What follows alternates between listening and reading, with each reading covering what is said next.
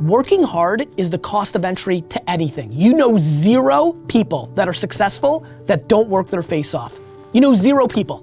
Now, they may have money because mommy and daddy made money and gave it to them, but people that actually built their own success, you know 0 people that have had success that did not put in obnoxious amounts of work.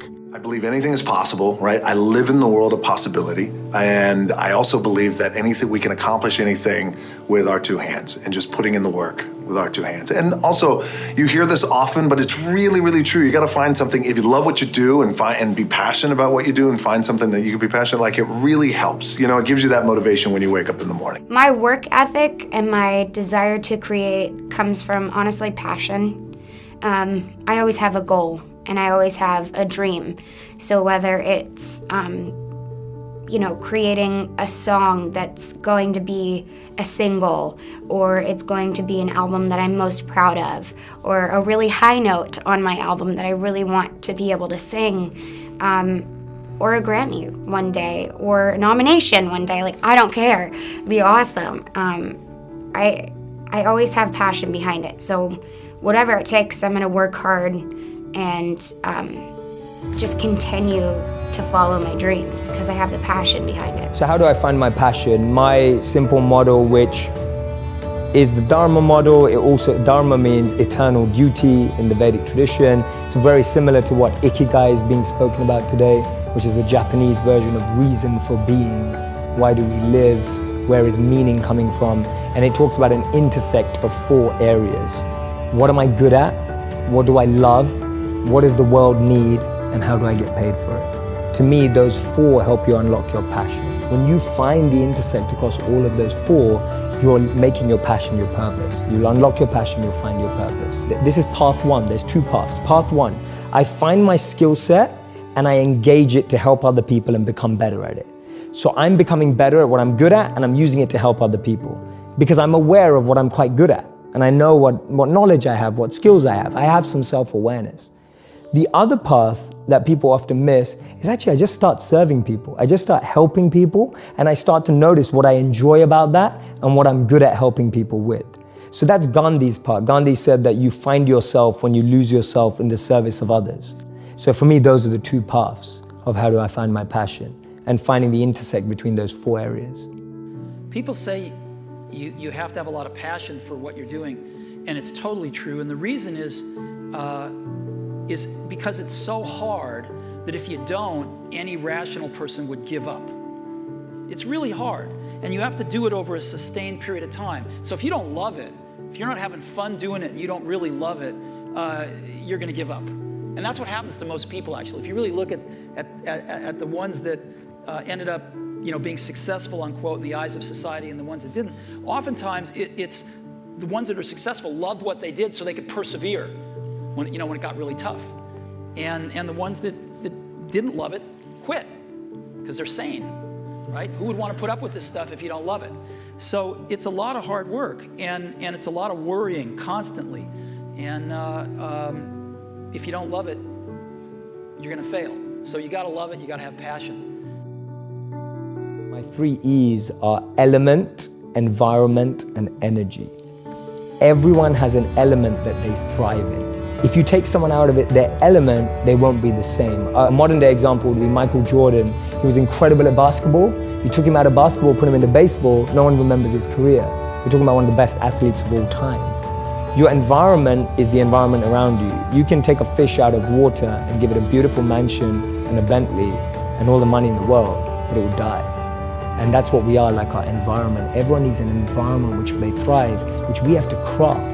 Your boss, if you're at work, is never gonna ask you, hey, what environment do you succeed in, right? Like, that never happens. So we have to create an environment where we thrive. And then finally, it's energy.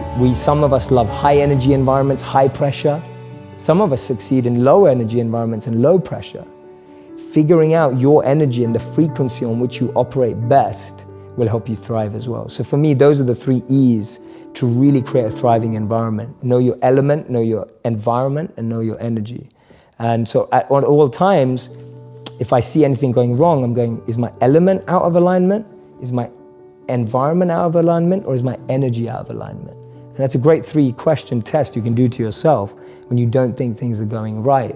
And all you have to do is bring that back into alignment. Jay, my relationship's falling apart. I get asked that all the time. So the answer to that is much harder. It's harder to summarize it, but I always start with self-actualization, that the problem is we have a list for the one that we want, and we don't have a list for what we need to become. And I don't mean become to attract, I mean become to just be, to just get to understand yourself. You don't know what you need in your life until you figure out who you are. And so I find too many people rush into relationships without really recognizing and being fully aware of what they need from a relationship. So it all comes back to how aware are you? How much understanding do you have of yourself and what you need and what you want? That's my best advice for a relationship in like a minute. And then the third question I mostly get asked is, Jay, what do you read? Like, what are your favorite books? Because it seems you read a lot. What are your top 3 books? They're not groundbreaking in the sense that people may not be like, oh my God, that's the best book I've ever read. For me, they changed my life. So that's where I'm coming at a point from. I love Start With Why by Simon Sinek. And not because I applied it to businesses, because I applied it to my life. And even today, I'm constantly refining my why. That's all I do every day. My deepest morning routine and practice is to refine why I do what I do. It's so easy for me to now do it for money. It's so easy for me to now do it for followers. It's so easy for me to now do it for fame. And every day I have to refine that, because I know, having lived as a monk and what I practice, that if those become what I want, then I'll forget who I need to be. So my daily practice and my daily routine is refining my intention, which in modern language is why. So for me, Simon's book helped me do that. First and foremost, what I think everybody should do, and even I'm saying this, actually I'm giving myself advice right now, I'm just getting meta and stepping away from this interview. You need to do things that make you a little uncomfortable. Way too many people have made decisions without ever trying, right? So the punchline is this, look, here's what I'll say on this little genre as we're jamming on it.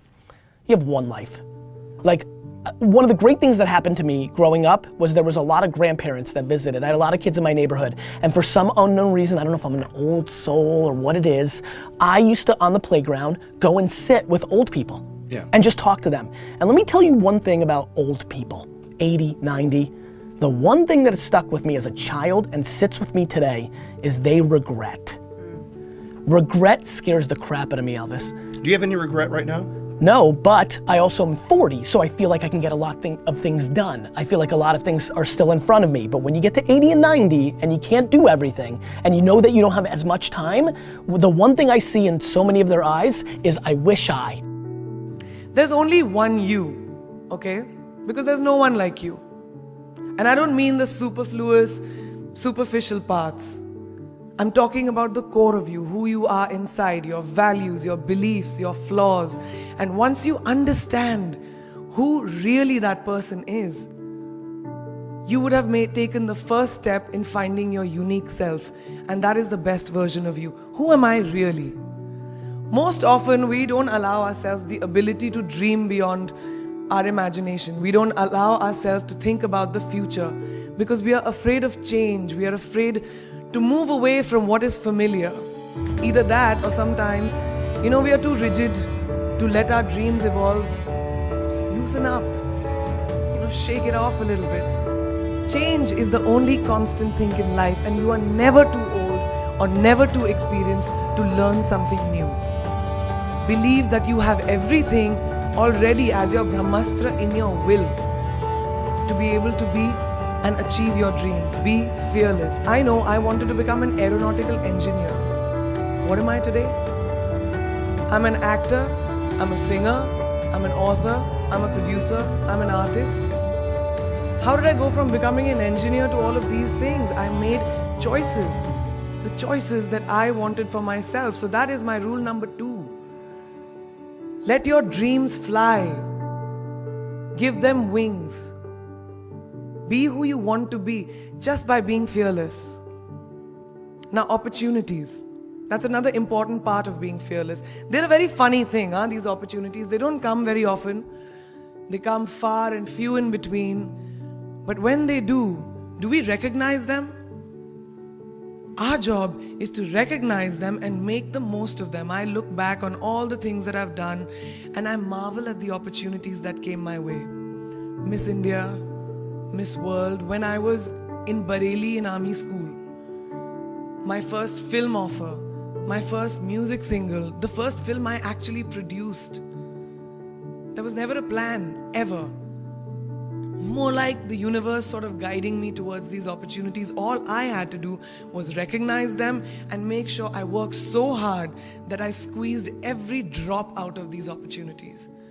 This, ladies and gentlemen, is called drive. It's called ambition. So no matter where you are in life, rule number 3 is you have never arrived enough to explore new opportunities. And there's nothing wrong with being ambitious. You will need to find your passion.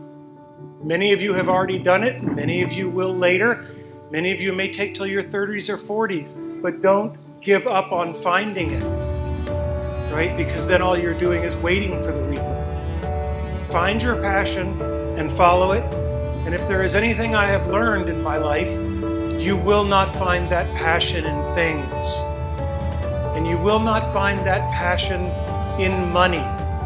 Because the more things and the more money you have, the more you will just look around and use that as the metric, and there will always be someone with more. So your passion must come from the things that fuel you from the inside.